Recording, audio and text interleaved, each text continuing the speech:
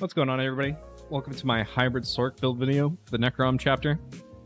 This is going to be a 1vx or solo PvP focused build. It is not meant for no CP and it's not meant for Battlegrounds. But if you're looking for something that you can do well with on your own out there in Cyrodiil or Imperial City, then look no further. This is going to be the build for you.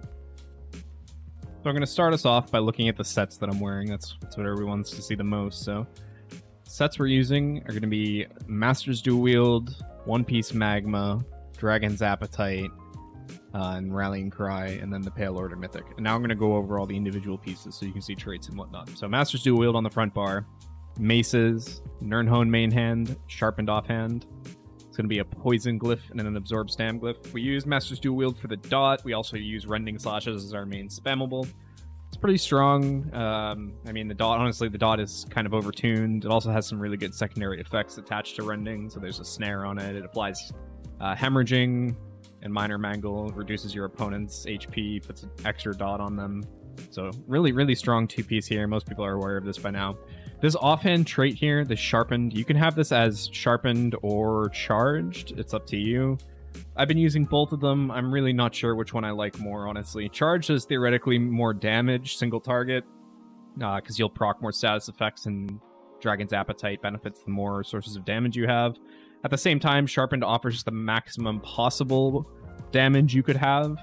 If you were to, for example, proc Sundered with the Absorb Stam Glyph, Sharpened would then give you an extra 1.6k pen compared to Charge. So, I don't know, I've kind of been liking the Sharpened just for, I don't know, a little more general AoE burst, stuff like that. But it's going to be up to you, especially if you're looking at like 1v1's. Charge is probably going to be more damage, so. Rallying Cry on the back bar, Ice Staff, Defending, Weapon Damage Glyph. Everyone knows what this set does already. You could replace this set with Daedric Trickery if you wanted to, or Mara's Bomb or something like that, but I found that Rallying gives me a nice bit of mitigation and a little bit of extra damage, which is just really nice for how tanky everybody is this patch, so. Got that there. We've got a medium Magma Incarnate mask. This is Impen. Triglyphs on every piece of armor. This is just for regen. If you don't feel like you need the regen, you could swap this to whatever you want, but I have a good feeling that pretty much anyone playing this setup is going to want the regen here, so that's what I've got. We've got a Dragon's Appetite chest, Reinforced Heavy. For anyone that doesn't know what this set does, it increases your damage against bleeding enemies by 225, so every single instance of damage you do to them, whether it's a dot, a light attack, an ability, a status effect, whatever, all of it is going to be increased by 225 flat value. So this is a really strong pressure set. It also has a heal attached to it that procs as you deal damage to people that have rending on them with non-rending abilities. So it's a really good damage set, and at the same time, it gives us a little bit of extra healing, which is really, really nice on this class since we don't actually have a good burst heal or anything like that. Dragon's Appetite Shoulders, Heavy Reinforced. Rallying Cry Sash, Light Impen. Dragon's Appetite Gloves, Light Impen, Dragon's Appetite Greaves, Heavy Reinforced, and Dragon's Appetite Boots, Heavy Reinforced. You can change these weights up however you want. Dragon's Appetite is crafted, so you could theoretically put the weights in any way you wanted them. Me personally, I like the 4 Heavy. It gives me an extra bit of mitigation. The 2 Medium for the Stam Sustain, and then the 1 Light for the Rallying piece and to fill up the Undaunted passives there. Down to the jewelry, we're using all increased physical harm glyphs, so these are the weapon damage glyphs that have the stamina recovery, not the mag recovery on them. If you feel like you need more mag than stamina recovery, you could swap these over and you'd get roughly, you know, maybe 40 to 50 mag regen after scaling. All Bloodthirsty though. You could go infused if you wanted to. I tested both infused and Bloodthirsty. As my good friend Metallic Monk pointed out to me, the only heal in this class that scales with weapon damage is Vigor. Every other heal is a flat value or scales with max stats, so infused isn't quite that valuable on this spec. I chose to go with Bloodthirsty since Bloodthirsty is quite a bit of damage, and just comparatively to infused seems to have a lot more value. Almost forgot to mention what this mythic does here. It's the Pale Order Ring. It heals you for 20% of the damage you deal. The heals are halved in PvP, so it's not quite as strong as it is in PvE. However, since this build is all about dot pressure and some AoE dots and stuff like that, this ends up giving us a lot of passive healing, which is what the class lacks the most. You could swap this for Serpent Coil, Markin, Death Dealer, whatever you wanted. I just find that Pale Order is the best choice for this specific setup. So next we'll look at the food and race, Mundus and whatnot. So I'm a Khajiit on this build. You could go Imperial if you want more sustain and a little bit more max stats. You could go Orc if you want the move speed that Orc offers on sprinting, as well as that little passive heal while retaining some of the damage with that weapon damage passive. I think the Khajiit is the best spread of stats for this specific setup, especially now that Sorc can actually build into crit damage with the changes they got this patch.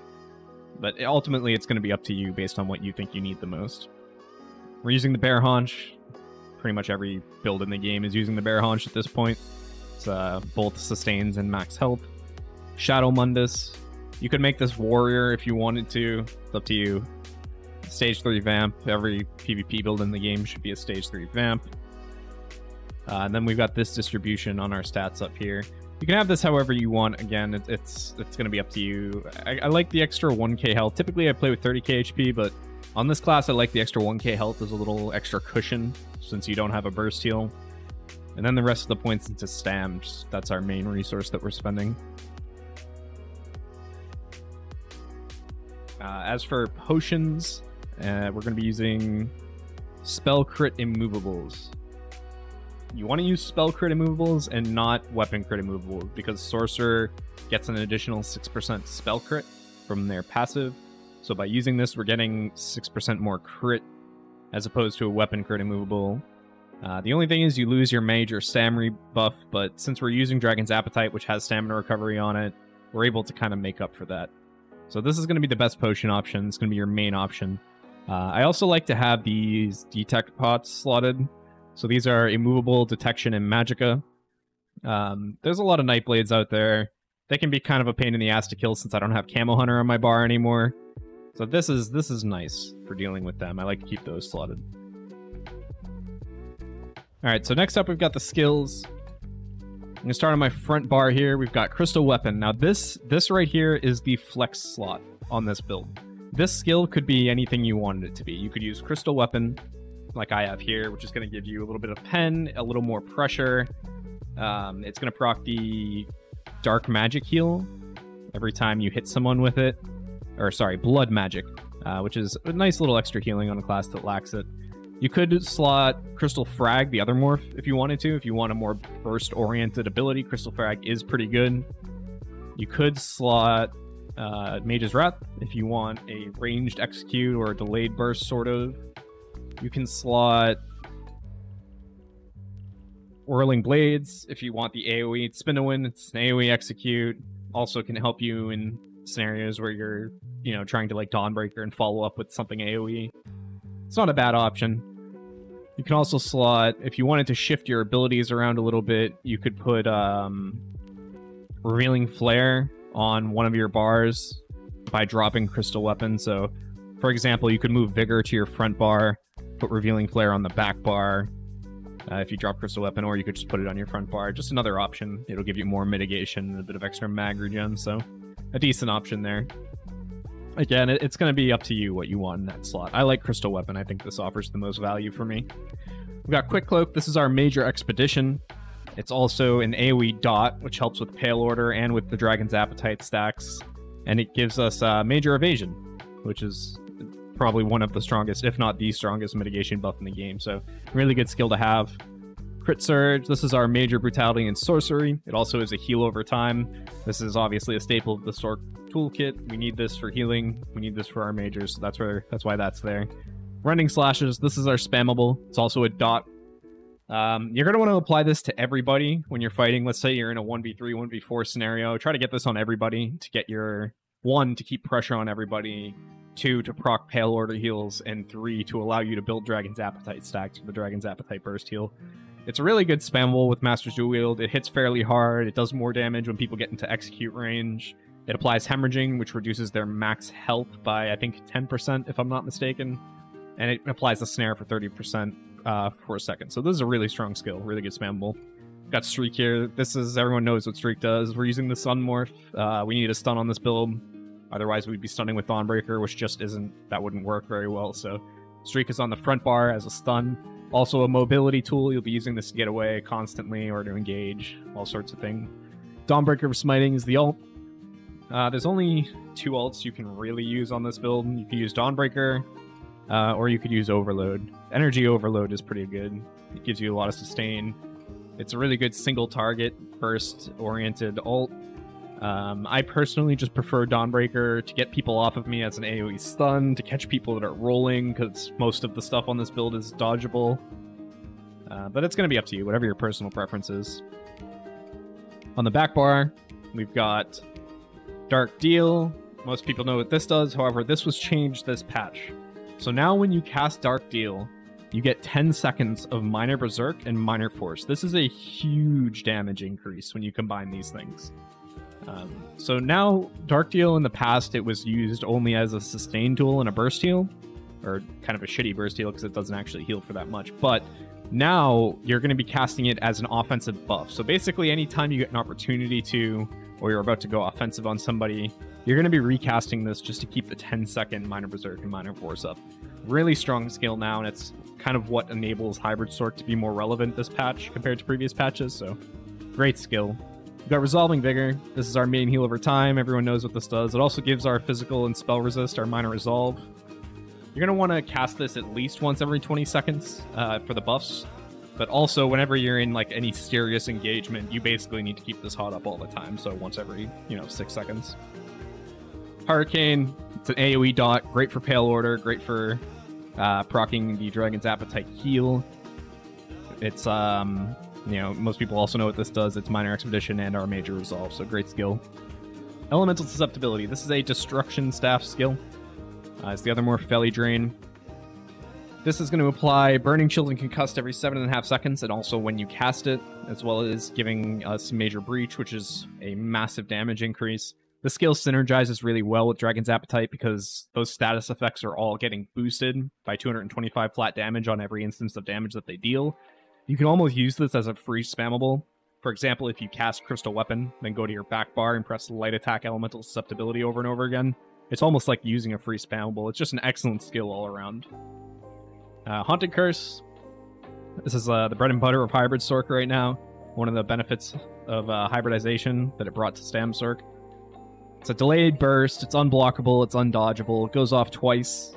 It's really great for bursting people down. It's also technically AoE, it hits people nearby. So it's a pretty good skill. We're going to use this in tandem with everything else to just create a lot of burst damage on a pressure setup, so it's just really, really good skill. Temporal Guard. This is the Undo Morph, the Psijic skill line, the ult. This is... Here as a defensive ult, there are some scenarios that it's nice to get out of by using Undo. I've noticed it doesn't seem to be bugging out quite as much as it used to, which is nice. And then for being slotted, we get Minor Protection. 5% mitigation. It's really good. Alright, and last up, we're going to look at the CP. So for blue CP, I have Fighting Finesse, Focused Mending, Deadly Aim, and Duelist Rebuff. You could potentially swap out Fighting Finesse or Deadly Aim for another defensive CP, like Ironclad, if you feel that you need it. It's up to you. I like running the 2 offensive and the 2 defensive CP. That feels pretty good for me. Although sometimes that can be a bit squishy, so, if you find that you're struggling to stay alive or getting bursted too easily, you could drop one of these 2, Fighting Finesse or Deadly Aim for Ironclad. In the red CP, we've got Survival Instincts, Pain's Refuge, Sustained by Suffering, and Juggernaut. This is the flex CP. Juggernaut can be whatever you want it to be.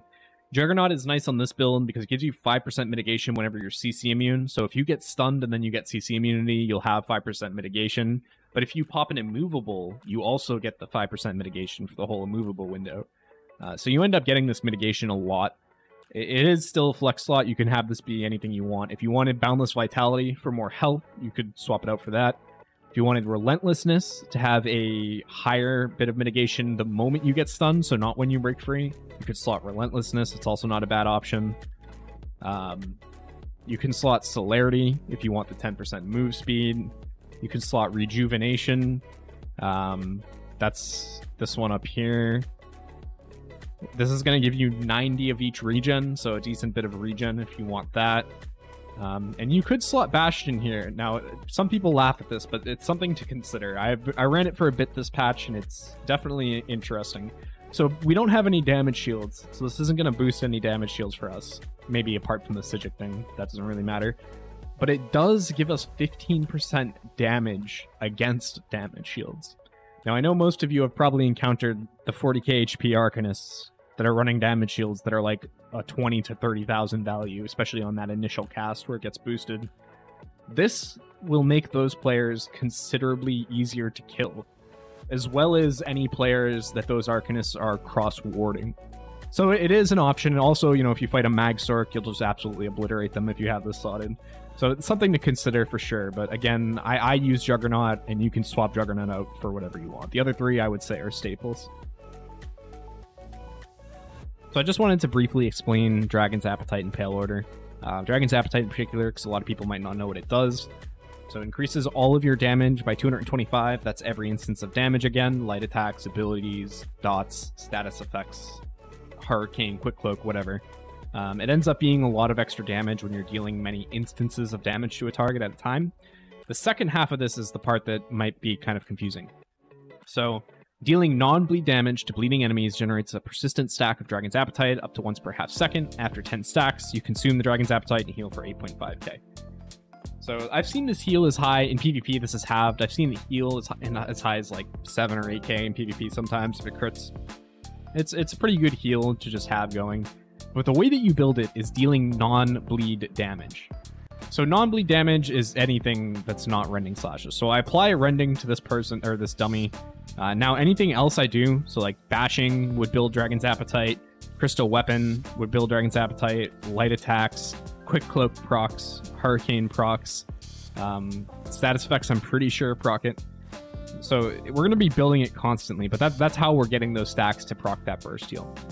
Now, one thing to do to take advantage of this set even more when you're fighting outnumbered is to apply rending to multiple targets if you're fighting multiple people. By putting it on multiple targets, you're going to build the stacks quicker. You're still limited to once per half second. That is not per target, that's just globally. However, if multiple people have rending on them, then you're almost guaranteed to be getting a stack every half second or 1 second or so. So by applying rending to multiple people with this set on, you're going to get even more healing that way. Additionally, when we look at Pale Order, obviously the more damage we do, the more Pale Order is going to heal us. So by applying the dots, applying rending to everybody, we're getting more healing directly from rending, getting more healing by proccing Dragon's Appetite more frequently, and we're boosting our healing that Pale Order is granting us because we're increasing our damage by 225 from this. So pays to be aggressive, pays to keep rending on as many targets as possible. And I just thought I'd take a moment to kind of explain those mechanics, something to be aware of. Alright, the video is already extremely long, but I also just wanted to quickly demonstrate what like a maximum damage opening combo would look like. I know a lot of people enjoyed my offensive commentary on the Nightblade, so while I don't have as much in-depth information to offer on this class, I did want to show what I do typically.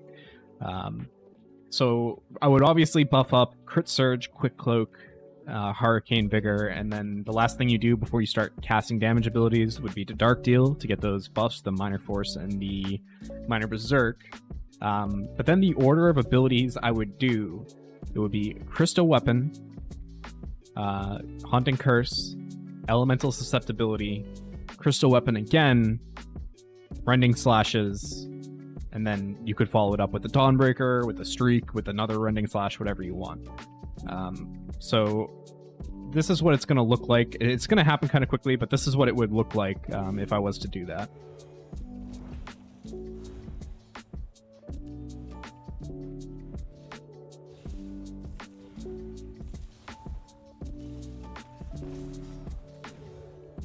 So you saw I actually canceled my Dawnbreaker there. I always do that.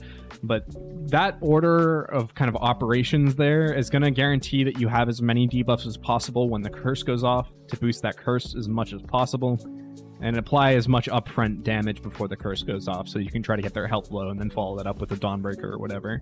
So by Crystal Weaponing first, we make it so that the light attack we do before the curse and the light attack we do before the susceptibility both would do Crystal Weapon procs on them. You can kind of see that here, those extra damage numbers, which is really nice. We do the curse before the susceptibility because by doing that, We're guaranteeing that those susceptibility debuffs are going to be there when the curse goes off. If you were to do it where you put susceptibility and then curse on them, the debuffs would be gone before the curse popped. So you always want to do curse first and then susceptibility. When we go back to the front bar, we do Crystal Weapon again because we do have a global cooldown there before the curse goes off to do that. So by doing that, we're giving us even more burst damage kind of front-loaded into that curse. And then we're doing a light attack rending bash to get as much damage all stacked into that one global cooldown where the curse goes off as possible. Whatever you follow that up with is up to you. You can streak through them to stun them, you could Dawnbreaker them, you could just rending them again, you can get off of them and go to your back bar and do something else, whatever you want. But I just wanted to briefly explain that sort of offensive rotation there as kind of a staple for you to build off of. So I wanted to just lead things off with a little gameplay example. This was a fight I had the other day, right at the start of the patch. Now, I appreciate everybody for tuning in. If you're still watching at this point, I hope you enjoyed the content. I hope that you enjoy playing the build if you give it a try. If you have any comments, feedback, questions, I'd love to hear from you down in the comments section, so feel free to drop a comment down there. Drop a like and a sub if you enjoyed the content, you want to see more of it. And keep an eye out over on twitch.tv/reactfaster if you want to see me playing live. There's a PvP event coming up later this week as of this video releasing, and I'll definitely stream at least once or twice during that event. Hopefully more if I'm having a good time. So thanks again, and I'll see you later.